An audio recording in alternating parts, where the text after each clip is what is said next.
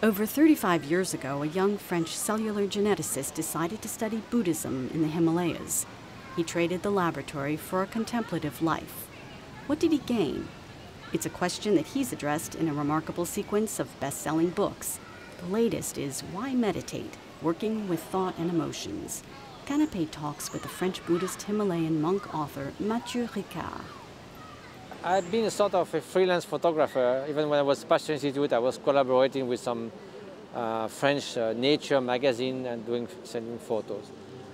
So when I left, I only kept a minimum of equipment. But then it was so beautiful, so inspiring to deal with those great teachers in the Himalayas. So I started doing photography again, just out of love. And also the idea to convey the beauty, the inner beauty of human beings and the outer beauty of the landscape, because we are too much focused on suffering, the wicked aspect of human beings. So I think we lose hope.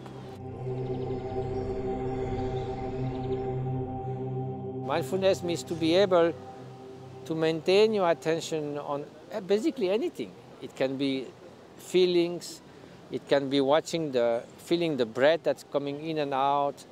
It can be being mindful of outer objects. You just be mindful in the present moment of those trees, of those leaves, and the moment you don't lose the mindfulness of the present moment, no matter what happens, you are mindful.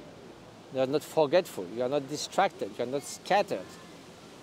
And so it can be mindful of a mental image. Anything that will help you to just maintain your attention will make the mind a suitable tool for then cultivating inner peace, cultivating inner strength. An exacerbated feeling of self-importance is like a permanent target to praise and blame, feeling about your image, feeling pleasant or unpleasant. All this become magnified so much. So if you are totally obsessed with me, you are so vulnerable.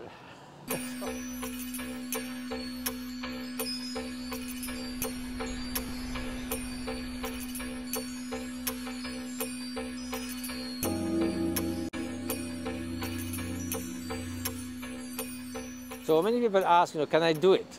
And the answer is, you have a mind, you have emotions, so the mind can be your best friend or your worst enemy. So the more you will bring to the mind through visualization, through bringing this alive, this loving kindness, the sense of benevolence, at every of those instants, there is no room in your mental landscape for hatred.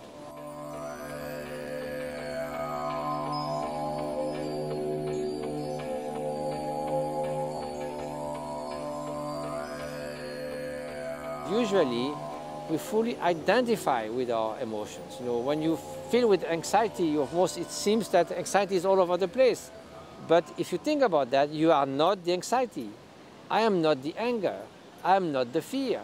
So if you are able to use your awareness to look at anger, to look at anxiety, now you create a space of awareness.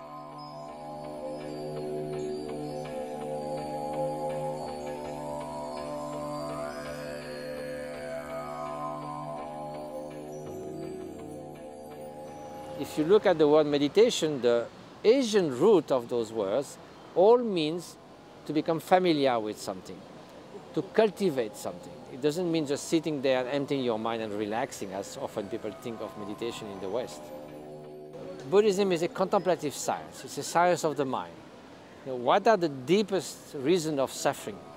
How can you eradicate the fundamental ignorance that leads then to hatred, to craving, to arrogance, to all those which are the root of suffering. If you train 50,000 hours in meditation, your brain changes in a huge way.